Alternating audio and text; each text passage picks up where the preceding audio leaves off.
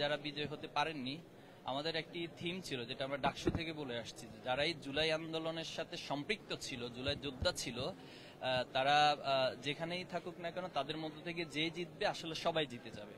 তো সেই সূত্র ধরে বলতে চাই যে চট্টগ্রাম বিশ্ববিদ্যালয়ের আজকে যে বিজয়, এটি শুধুমাত্র কোনো দল বা ব্যক্তির বিজয় নয়, এটি সবার বিজয় এবং সকল জুলাই যোদ্ধাদের বিজয়, জুলাই শহীদদের বিজয় এবং চট্টগ্রাম বিশ্ববিদ্যালয়ের শিক্ষার্থীদের বিজয় হিসেবে আমি এটিকে বলবো। আর বলবো কিছু? কোনো প্রশ্ন? আচ্ছা, তাহলে পাশাপাশি আমরা এটা বলবো যে শিক্ষার্থীরা আমাদের প্রতি যে আস্থা রেখেছে, যে বিশ্বাস রেখেছে, আমরা মনে করি সেই আস্থার যদি আমরা পূরণ করতে পারি, বিশেষ করে আমাদের যে ইশতেহার ছিল, যে কমিটমেন্ট ছিল, এই ইশতেহার এবং কমিটমেন্ট যেদিন পূর্ণভাবে বাস্তবায়িত হবে সেদিনই মূলত আমাদের এই বিজয় পূর্ণাঙ্গত লাভ করবে।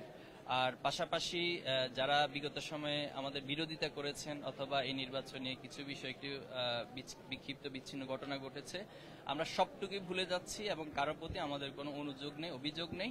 আমরা মনে করি আমরা পারস্পরিক উদারতা, শ্রদ্ধাবোধের মধ্য দিয়েই এই বিশ্ববিদ্যালয়কে একটি নিরাপদ ক্যাম্পাস এবং আন্তর্জাতিক মানের ক্যাম্পাস হিসেবে গড়ে তুলব। আমাদের যারা আছেন প্যানেলে আমরা সকলের কাছে আহ্বান জানাবো এবং সকলের সহযোগিতা আমি কামনা করছি। আপনাদের সবাইকে ধন্যবাদ। আসসালামু আলাইকুম। ভাই, একটি প্রশ্ন ছিল, সেটি হচ্ছে আমরা যেমনটি অভিযোগ শুনি যে ছাত্র শিবিরে চট্টগ্রাম বিশ্ববিদ্যালয়ের যে রাজনীতি, সংঘাতের রাজনীতি, তো আপনারা যখন পূর্ণ প্যানেলই রাজনীতি বিজয়ী হলেন, সেক্ষেত্রে আপনাদের আধিপত্যের যে রাজনীতি সেখানে প্রতিষ্ঠিত হবে কিনা, সকল ছাত্র সংগঠনের প্রতি আপনাদের বার্তা কি থাকবে?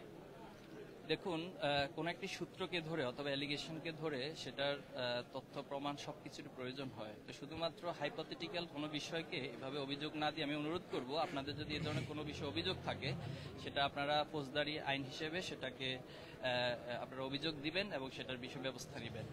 2024-এর জুলাই আগস্টের পরে ছাত্র শিবির যখন থেকে দৃশ্যমান সকল কাজ আমরা করছি, যেহেতু বিগত সময়ে আমাদেরকে হত্যাযজ্ঞ হিসেবে বিবেচনা করা হতো, প্রত্যেকটা ক্যাম্পাসে, শুধুমাত্র এই চট্টগ্রাম বিশ্ববিদ্যালয়ের ক্যাম্পাসে আমাদের 5 জন ভাইকে শহীদ করা হয়েছে গত 15 বছর।